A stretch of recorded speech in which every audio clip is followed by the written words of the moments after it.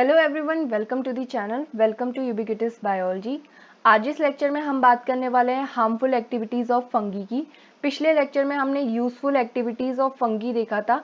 हम बात कर रहे हैं इकोनॉमिक इंपॉर्टेंस ऑफ फंगी की, जिसमें हमने पिछले लेक्चर में ये सारे 6 पॉइंट को 1 बाय 1 डील किया था, जिसको हमने डिटेल में बात करी थी। तो अगर आपने इस लेक्चर को अटेंड नहीं किया है तो आप प्लेलिस्ट में जाके इसे अटेंड कर सकते हैं। आज हम बात करने वाले हैं हार्मफुल एक्टिविटीज़ की, जिसमें हम ये सारे 6 पॉइंट को डिटेल में 1 बाय 1 कवर करने वाले हैं। तो चलिए शुरू करते हैं लेक्चर को। हार्मफुल एक्टिविटीज़ की जब हम बात करते हैं फंगी के अंदर जो देखी जाती हैं, तो कई सारी तरीके से फंगी जो होती है इन्वायरमेंट में हार्मफुल होती है। जैसे कई सारी डिजीजेस देखी जाती हैं जो कि प्लांट्स, एनिमल्स और ह्यूमन बींग्स के अंदर फंगी के थ्रू कॉज की जाती हैं। इसके अलावा फूड, वेजिटेबल, फ्रूट क्रॉप्स के लॉस में भी फंगी का रोल देखा जाता है, और कई सारे टिम्बर, फूड के स्पॉइलेज में और यूजफुल आर्टिकल को डिस्ट्रॉय करने का काम भी फंगी करती है। तो इस तरीके से जो इन्वायरमेंट में रोल देखा जा रहा है फंगी का, ये एक हार्मफुल एक्टिविटी होती है फंगी की, जिसके बारे में हम आगे डिटेल में पढ़ेंगे। सो फर्स्ट है फंगी एज पैथोजन। पैथोजन ऐसे ऑर्गेनिज्म होते हैं जो किसी दूसरे ऑर्गेनिज्म में डिजीज कॉज करते हैं और हार्मफुल होते हैं। सो फर्स्ट है प्लांट डिजीजेस। जितने भी प्लांट डिजीजेस कॉज करने वाली फंगी होती हैं उन्हें हम पैरासिटिक कंसीडर करते हैं, जो कि प्लांट्स के अंदर डिजीज कॉज करती हैं। इसमें भी मेनली ये फ्लावरिंग प्लांट्स को इन्फेक्ट करती हैं। कॉमन फंगल डिजीजेस की बात करें तो यहाँ पे rust, smut, माइल्ड्यूज, blights, rots and विल्ट्स को कंसीडर किया जाता है। तो ये सारी कॉमन फंगल डिजीजेस हैं जो कि प्लांट्स के अंदर देखी जाती है। नेक्स्ट है रस्ट डिजीजेस। तो रस्ट जो होता है ऑर्डर पक्सीनेल्स के मेंबर्स के थ्रू कॉज किया जाता है, यानी जितने भी यहाँ से स्पीशीज होती हैं इस ऑर्डर के अंदर, वो सारी फंगी रस्ट को कॉज करती हैं। एग्जाम्पल के लिए वाइट स्टेम रस्ट देखा जाता है, जिसे हम ब्लैक रस्ट भी बोलते हैं। इसको कॉज करने वाला फंगस होता है पक्सीनिया ग्रैमिनिस। ये बहुत इंपॉर्टेंट है, जैसे रस्ट डिजीज, स्मट डिजीज, इससे कई सारे कॉम्पिटिटिव एग्जाम्स के अंदर भी क्वेश्चन बनते हैं। स्मट डिजीज की बात करें तो ये कॉज किया जाता है फंगस अस्टिलागो के थ्रू। इसमें ये इन्फेक्ट करता है इन्फ्लोरेसेंस को, फ्लावर्स को, एंथर को। तो ये सारे इसके मेन टारगेट होते हैं जिसको ये इन्फेक्ट करता है। इसमें जितने भी ग्रेन प्रेजेंट होते हैं ये फिल हो जाते हैं ब्लैक पाउडर ऑफ टेलियोस्पोर के थ्रू, जिसमें लूज स्मट ऑफ वीट जो होता है वो कॉज किया जाता है अस्टिलागो ट्रिटिसाई स्पीशीज के थ्रू। ये इंपॉर्टेंट है, यहाँ से आपको ये ध्यान में रखना पड़ेगा। एग्जाम्स के अंदर पूछा जाता है, अगर आप एग्जाम लिख भी रहे हैं तो वहाँ पे आपको ये एग्जाम्पल्स लिखने बहुत ज़्यादा ज़रूरी हो जाते हैं अगर आपको अच्छे मार्क्स स्कोर करने हैं तो। नेक्स्ट है कवर्ड स्मट ऑफ बार्ले। तो कवर्ड स्मट ऑफ बार्ले जो होता है वो कॉज किया जाता है अस्टिलागो स्पीशीज के थ्रू, जिसमें अस्टिलागो होर्डे यहाँ पे प्रेजेंट होती है। इसमें जितने भी ग्रेन्स होते हैं ये रिप्लेस किए जाते हैं ब्राउन ब्लैक बॉल्स के थ्रू। ओके, नेक्स्ट है पाउडरी माइल्ड्यू। पाउडरी माइल्ड्यू जो है वो ऑर्डर इरिसिफेल्स के मेंबर्स के थ्रू कॉज किया जाता है। इसमें जितनी भी इन्फेक्टेड लीव्स होती हैं वो कवर्ड होती हैं white to grey powdery growth के थ्रू। ओके, तो मेनली लीव्स के अंदर ये देखा जा रहा है, जिसमें इनका कलर जो है वो चेंज हो जा रहा है, वाइट से ग्रे की तरीके से चेंज हो जा रहा है यहाँ पे। एग्जाम्पल के लिए पाउडरी माइल्ड्यू ऑफ वीट जो होता है इरिसिफी ग्रैमिनिस के थ्रू कॉज किया जाता है। पाउडरी माइल्ड्यू ऑफ पीस जो होते हैं वो कॉज किया जाता है इरिसिफी पॉलीगोनी के थ्रू। ओके, तो ये इंपॉर्टेंट है एग्जाम्पल्स यहाँ पे। नेक्स्ट है ब्लाइट डिजीजेस। ब्लाइट डिजीजेस के अंदर जो कैरेक्टरिस्टिक देखे जाते हैं, यहाँ पे रैपिड कंप्लीट क्लोरोसिस देखा जाता है, यानी जितनी भी लीव्स होती हैं वो पेल येलो कलर की हो जाती हैं। Browning and death of plant tissue देखा जाता है, और सबसे ज़्यादा जो टारगेट ऑर्गन्स होते हैं leaves, branches, twigs, floral organs में यहाँ पे डिजीज देखी जाती है। लेट ब्लाइट ऑफ पोटैटो जो होता है वो फाइटोप्थोरा इन्फेस्टेंस के थ्रू कॉज किया जाता है, जिसमें जो डिजीज है वो आयरिस फेमाइन यहाँ पे कॉज करती है। नेक्स्ट है वाइट रस्ट ऑफ क्रूसीफेर्स। तो ये जो डिजीज होती है प्लांट के अंदर ये कॉज की जाती है एल्ब्यूगो कैंडिडा स्पीशीज के थ्रू, जिसमें सिम्टम्स जो देखे जाते हैं क्लोरोसिस यहाँ पे देखी जाती है लीव सरफेसेस के ऊपर, यानी जितनी भी लीव्स होती हैं वो येलो कलर की होने लग जाती हैं। White blisters like growth on the under side of leaves, यानी वाइट ब्लिस्टर्स देखे जाते हैं लीफ के अंडर साइड एरिया पे, और या फिर स्टेम के ऊपर। इसके अलावा रूट्स के ऊपर स्वेलिंग देखी जाती है। नेक्स्ट है ब्लास्ट डिजीज। तो ब्लास्ट डिजीज जो होती है ये पैडी में देखी जाती है। ओके, कॉमन डिजीज देखी जाती है ओराइजा सटाइवा के अंदर। फंगस जो यहाँ पे डिजीज कॉज कर रहा है उसे हम कहते हैं पायरिकुलेरिया ओराइजी। इसके अलावा यहाँ पे लेजेंस डेवलप होते हैं लीफ शीट के ऊपर और स्टेम्स के ऊपर। यहाँ पे जितनी भी स्टेम जो है वीक हो जाती हैं वो इजीली टूटने लगती हैं। तो ये थी ब्लास्ट डिजीज। नेक्स्ट है एनिमल डिजीजेस। तो फंगी का जो रोल है वो एनिमल डिजीज को कॉज करने में भी देखा जाता है। तो यहाँ पे जितने भी फंगल स्पीशीज होते हैं वो पैरासिटिकली प्रेजेंट होते हैं एनिमल के ऊपर, जिसके बाद यहाँ पे ये डिजीज को कॉज करते हैं। फर्स्ट है रिंग वॉर्म, जिसे टीनिया कॉर्पोरस भी कहते हैं। ये एक कॉमन फंगल स्किन इन्फेक्शन होता है जिसमें सर्कुलर रैश लाइक अपीयरेंस दिखता है, मतलब सर्कुलर रैश यहाँ पे देखने को मिलता है। इसमें जो स्पीशीज यहाँ पे रिंग वॉर्म कॉज करती है उसे हम कहते हैं ट्राइकोफाइटोन, माइक्रोस्पोरम। इसके अलावा एपिडर्मोफाइटोन जो होते हैं कॉमन जेनेरा माने जाते हैं जो कि रिंग वॉर्म को कॉज करते हैं ह्यूमन के अंदर। नेक्स्ट है एस्परजिलोसिस। तो एस्परजिलोसिस जो होता है फंगस एस्परजिलस के कारण होता है। इसके जो सिम्टम होते हैं यहाँ पे एलर्जिक रिएक्शन देखी जाती है। इसके अलावा लंग इन्फेक्शन में ये देखे जाते हैं। इन्फेक्शन जो है बाकी अदर ऑर्गन्स में भी आपको देखने को मिलेगा। नेक्स्ट है कैंडिडियासिस। तो ये जो होता है कैंडिडा स्पीशीज के थ्रू होता है जो कि यीस्ट माना जाता है। यहाँ पे जो कॉमन स्पीशीज होती है वो होती है कैंडिडा एल्बिकेंस, जिसमें देखा जाता है माउथ, थ्रोट, वजाइना और ब्लड स्ट्रीम में इन्फेक्शन हो जाता है। नेक्स्ट हम बात करेंगे एथिलीट्स फूट।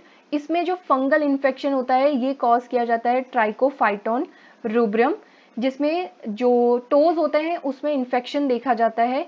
ईचिंग यहाँ पे देखी जाती है। इसके अलावा स्टिंगिंग होती है और बर्निंग सेंसेशन आपको फील होता है। ये कॉमनली देखा जाता है उन लोगों में जिनके पैर में जो है स्वेट देखा जाता है। टाइट फिटिंग शूज के कारण स्वेटीनेस वहाँ पे देखी जाती है, तो उनमें कॉमनली एथलीट्स फूट डिजीज हो जाती है और सिम्टम्स इसके देखे जाते हैं ईचिंग होना, रैशेस यहाँ पे देखे जाते हैं।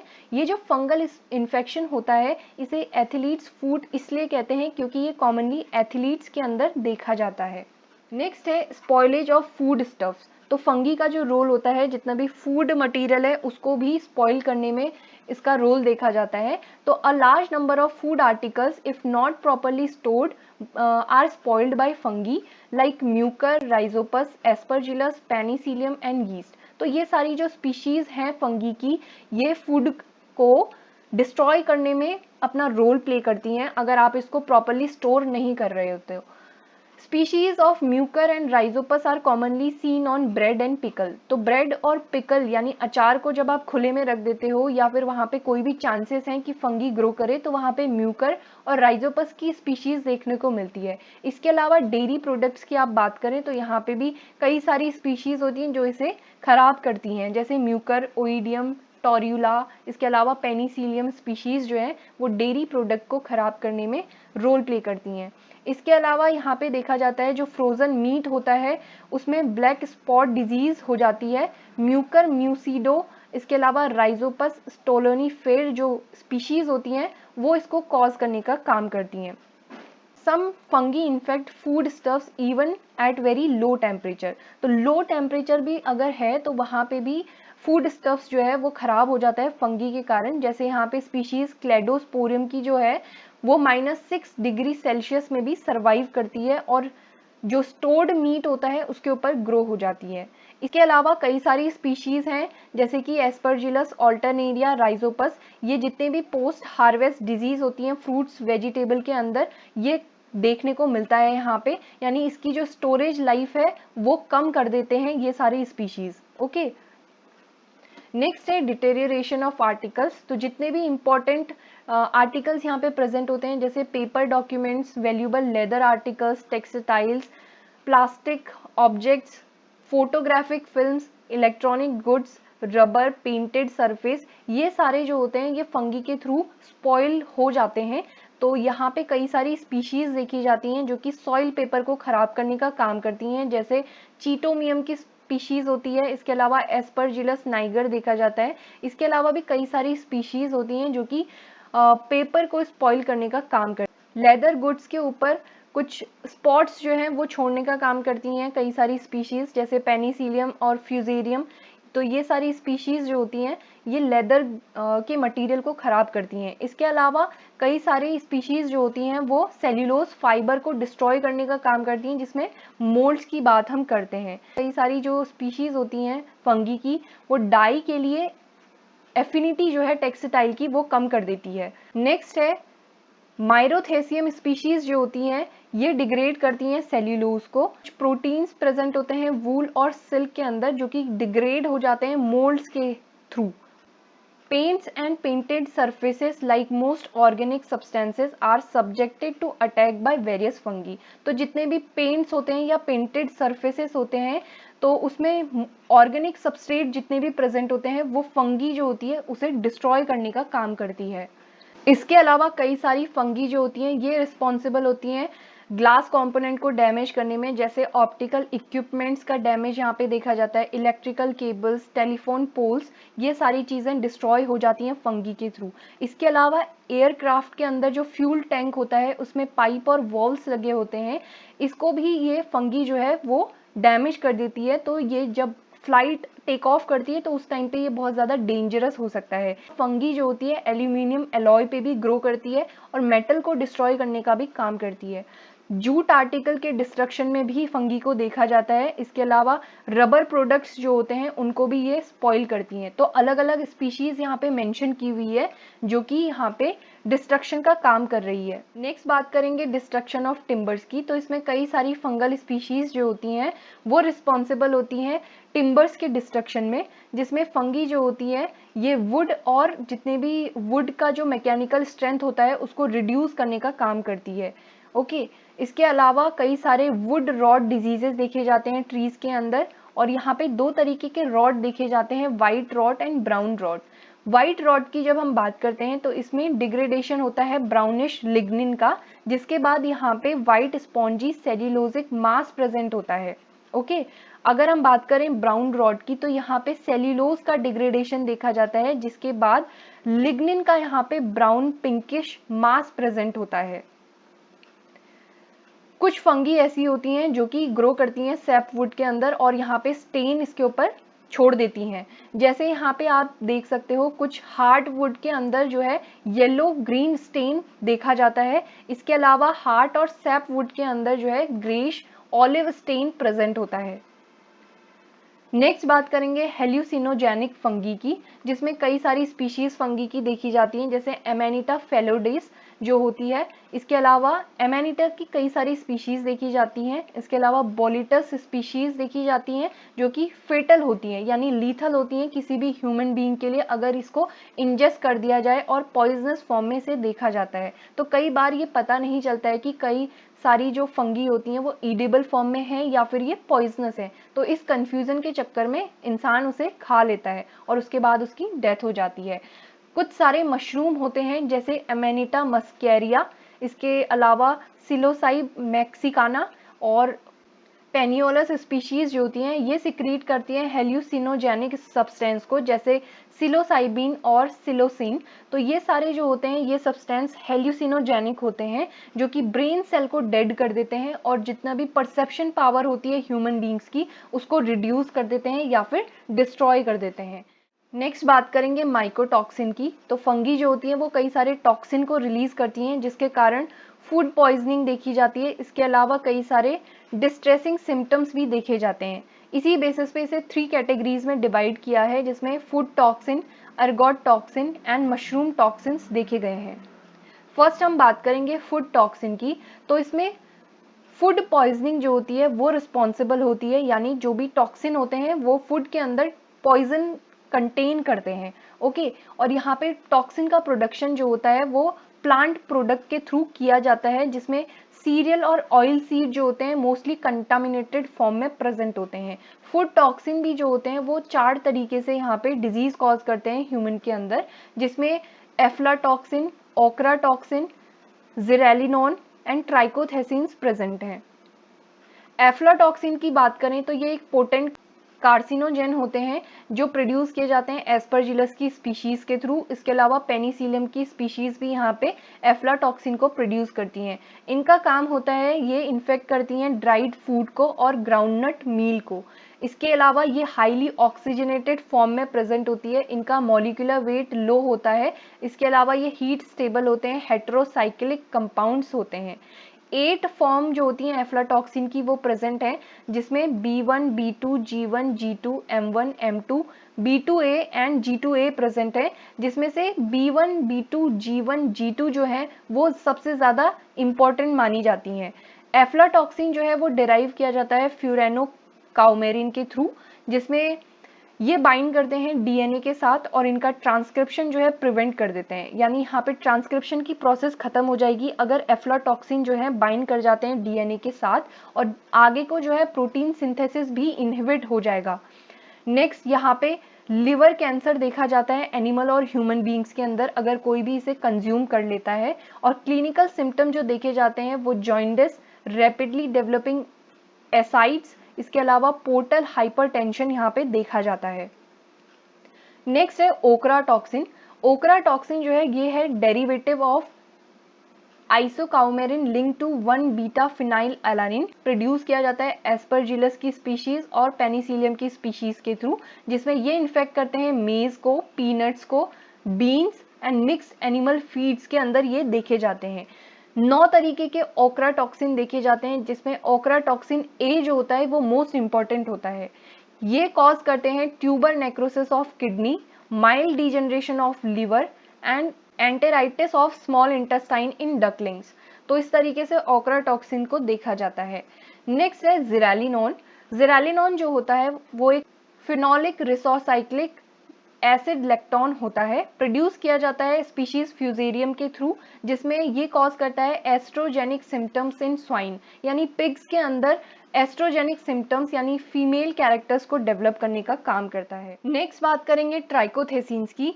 ट्राइकोथेसिन्स प्रोड्यूस किए जाते हैं several species of Cephalosporium, Fusarium, Myrothecium, Stachybotrys and Trichoderma की स्पीशीज के थ्रू।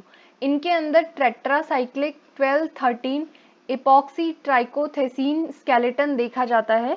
नियरली 30 ट्राइकोथेसिन्स अभी तक देखे जा चुके हैं, जिसमें T2 टॉक्सिन, निवेलिनोल एंड डीऑक्सीनिवेलिनोल ये इंपॉर्टेंट माने जाते हैं। ये लोकल इरिटेशन, इन्फ्लामेशन, सब एपिडर्मल हेमरेज और जनरल नेक्रोसिस कॉज करने में देखे जाते हैं। नेक्स्ट है एर्गोट टॉक्सिन। एर्गोट टॉक्सिन जो होता है क्लेविसेप्स पर्पुरिया के स्क्लेरोशिया से देखा जाता है, जिसमें पॉइजनस एल्कलॉइड्स भी प्रेजेंट होते हैं, जैसे एर्गोटामाइन, एर्गोमेट्रीमाइन, एर्गोसिस्टीनाइन, एर्गोक्रिस्टाइन एंड एर्गोनोविन। तो ये सारे पॉइजनस एल्कोलॉइड जो हैं एर्गोट के अंदर प्रेजेंट होते हैं, जिसके कारण ह्यूमन बींग्स के अंदर diarrhoea, abdominal pain, vomiting type के सिम्टम्स देखे जाते हैं। ये नर्व्स को भी इफेक्ट करता है और साइकेट्रिक डिस्टर्बेंस यहाँ पे देखा जाता है। नेक्स्ट बात करेंगे मशरूम टॉक्सिन्स की। तो सेवरल मशरूम जो होते हैं ये प्रोड्यूस करते हैं माइकोटॉक्सिन्स को, जिसके कारण डायरिया, वॉमिटिंग ये सारी सिम्टम्स देखे जाते हैं। इसके अलावा कई सारे केसेस में liver damage, kidney failure, complete unconsciousness, even death तक देखी जाती है। एमेनिटा फेलोइडस जो स्पीशीज होती है ये 10 टॉक्सिन को प्रोड्यूस करती है, जिसमें से फेलोइडिन अफेक्ट करता है plasma membrane of liver cells. इसके अलावा अल्फा एमेनिटिन जो होता है ये lesions in stomach and intestine cells में डेवलप होता है। फेलोइडिन और अल्फा एमेनिटिन की बात करें तो ये ज़्यादा टॉक्सिसिटी को प्रोड्यूस करते हैं।